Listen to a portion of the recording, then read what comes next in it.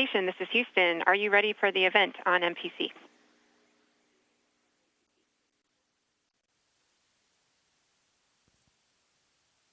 On MPC, I'm ready as well. CBS, The Talk. This is Mission Control Houston. Please call station for a voice check.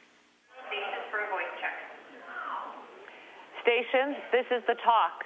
How do you hear me? I hear you loud and clear. How me? We hear you loud and clear. Excellent.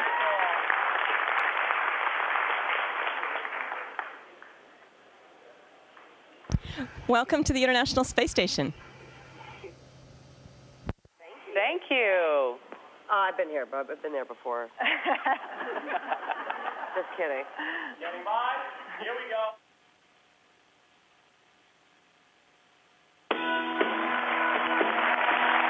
Welcome back to The Talk. Today we have a special treat.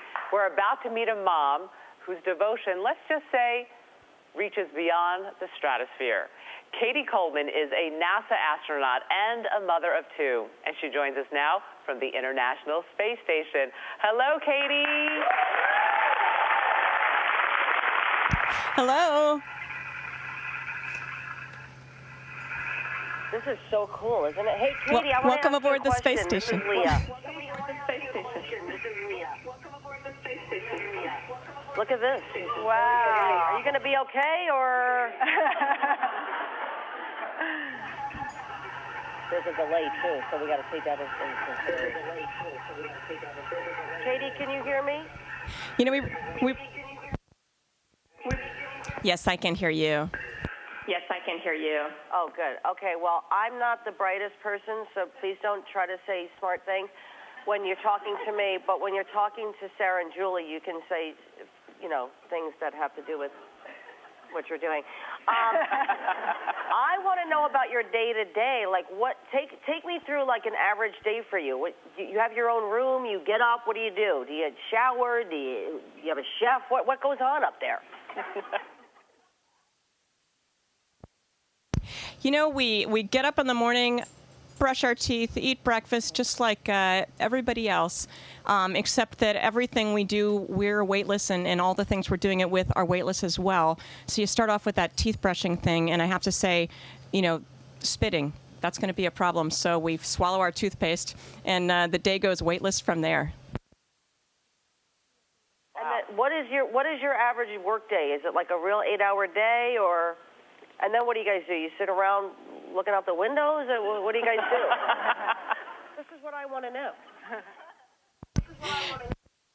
You know, seriously, we live to look out the windows because it is simply amazing to look out. And, you know, every day is different looking down at the Earth. It depends on the weather. It depends on the lighting. I'm learning geography hand over foot. And so we live to look out the window. But I will say that most of our work is inside, you know, here in the space station. I'm in the Japanese part of the space station. It's the module that they built for experiments. We have a European module. We have a Russian section, a United States section. The Canadians built the arm. It's a big, big international venture. And every day, actually the day begins the night before, because I look at the schedule, see what I'm going to do, and I study up and just try to understand what experiments I'm going to do. And I could actually show you one of them. One of them's coming right at me right now.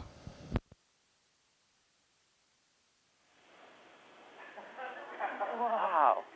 So cool. What's that? So before I show you this, let me just show you something else. Oops. It's going to come back to me, okay? I want to show you why we do these experiments, and that is because this is a bag of water, okay? And I'm squeezing. Let's see.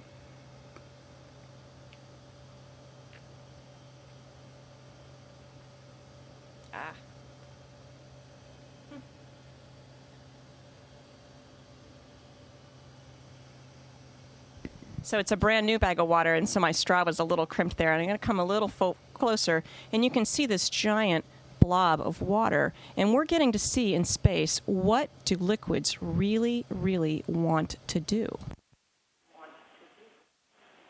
Wow. That is amazing. That is amazing.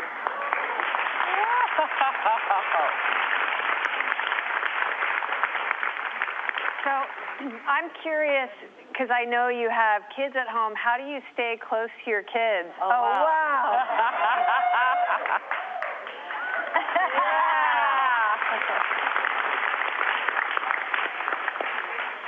Amazing. Yeah. I'm just curious how you stay close to your kids while you're in space.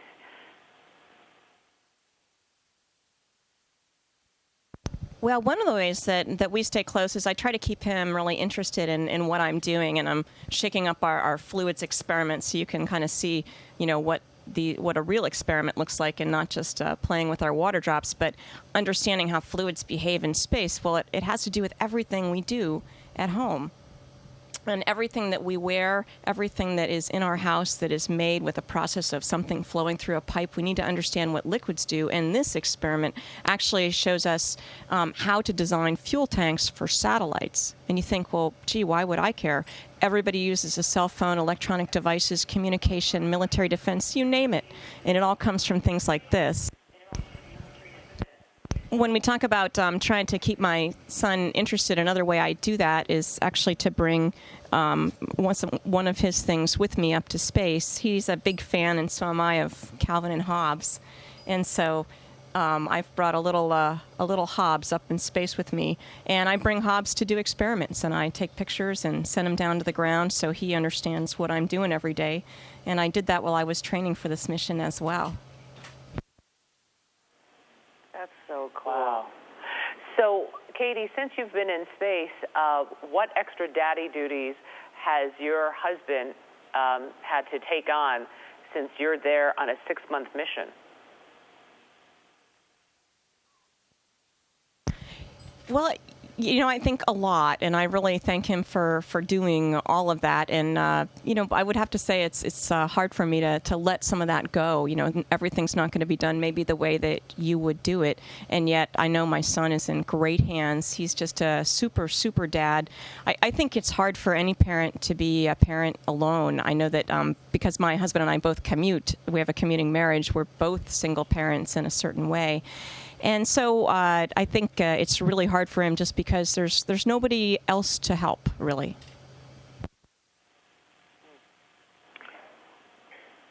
On a somber note, Oh, okay. Hang on one sec.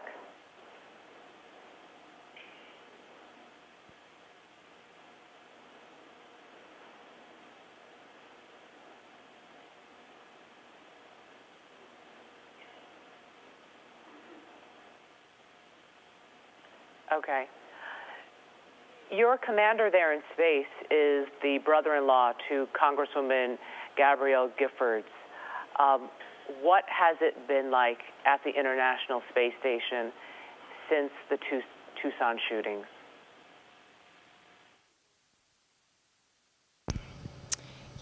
It's hard to be far away when things are happening down on Earth, and I can't speak for Scott, but I think something like the tragedy in Tucson, at least for me, it makes me think how precious all my relationships are, and it just made me want to call everybody that I love and just make sure that they knew that I cared about them.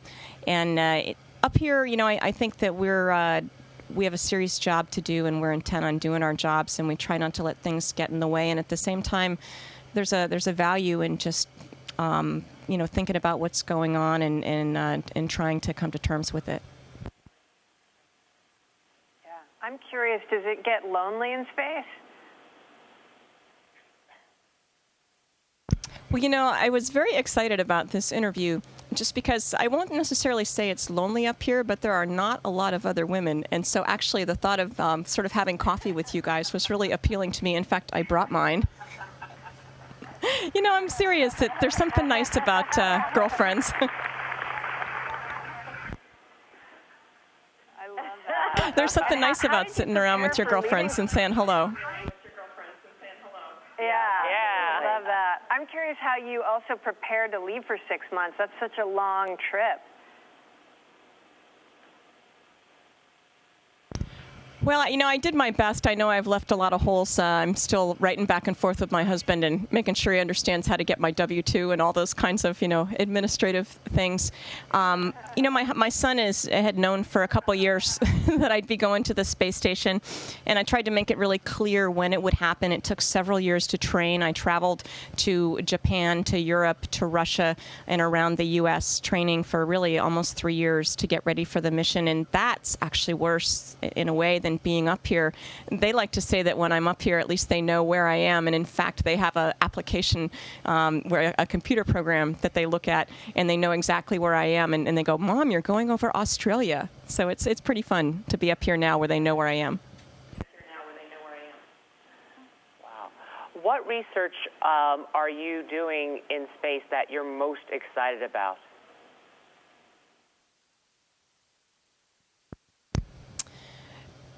On a day-to-day basis, I love to do the things that I actually get to touch and move, like the experiment that you saw with the bubbles just now.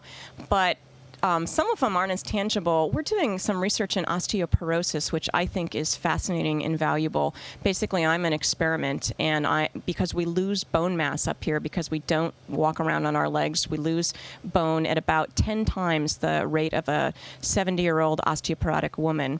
And so because I don't have some of the potential complications that somebody who's 70 might, I'm sort of a clean medical specimen to do some experiments. And so I'm taking some of those drugs, and we're looking at how my bone mass is changing, and we looked at it before I left, while I'm up here, and also when I get home, and it'll help us understand a lot about how osteoporosis, the mechanism of osteoporosis, which certainly affects millions of people down on the earth. Do the health implications of that scare you? I won't say they scare me, but I'll tell you that I take them very, very seriously, in that we exercise, about almost 2 hours a day, which I'll say I'm not disciplined enough to do down on the earth. But I do it up here because the implications of not exercising are really having a tremendous amount of bone loss. And I have a 10-year-old, and I figure I still have a lot of running around to do when I get home. Katie, I wanted to ask you, other than your family, your son, as a woman, what do you miss the most?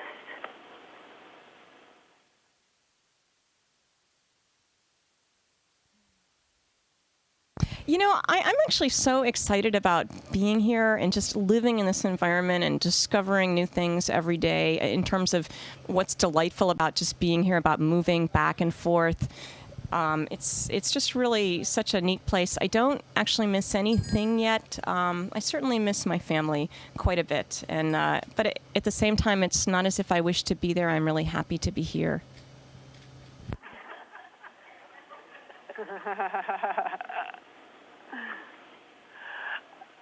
Katie, you mentioned that you exercise 2 hours a day, but being that you have no gravity, how do you exercise in space? It's a great question, and we have a weightlifting machine which works.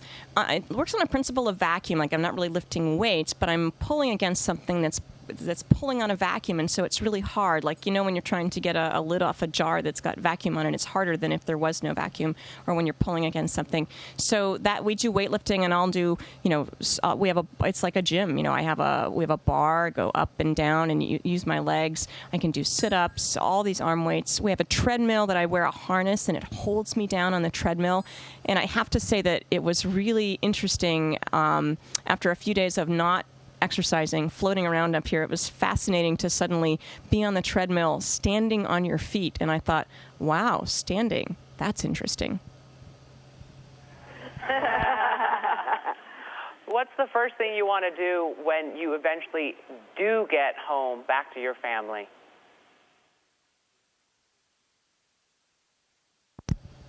Well, I'm assuming a shower will be like right in there. I mean, I'm actually clean up here. My hair is clean, and we take sponge baths literally, and so you're clean. But there's just nothing about like being actually in a shower. I think, just being on the earth and walking around on your feet, and I think smelling and smelling, just the garden and outside and the street and cars and that kind of sense is a little missing up here, and even just listening to noises that aren't just the hum of the space station and feeling the wind. I'm looking forward to maybe being on a beach and feeling the wind and looking at the ocean. As we get ready to say goodbye, is there any message you'd like to send out to your 10-year-old son or your husband, your family? Well, I miss them so much, and I appreciate, it's a lot of work for them for me to be gone. And I'm just hoping that while I'm up here, the things that I'm doing end up being worth it. And I actually just really think that they will be. What we do here in space somehow says to kids, wow, don't you want to be an astronaut? Don't you think you could do this? Somehow they look at us and they think they could do this, and they're right. And it inspires them to study hard in school and learn the math and science that they need to be part of the future, because they are the future. So it's a long time to be away from family. It's actually a magical place to spend that time in, and I think that the payoff is very big. It's nice to be with you guys today. Katie Coleman, thank you so much for joining us. We wish you the best of luck up there in space. Keep doing the good work you're doing. Take good care. We'll be right back. Thank you, and thanks for inviting me.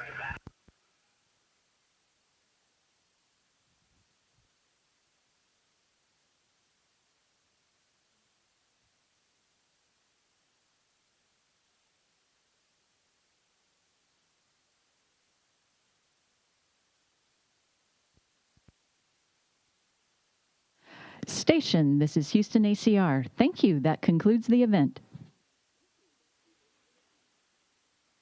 Copy. Thank you. Nice to hear from you guys.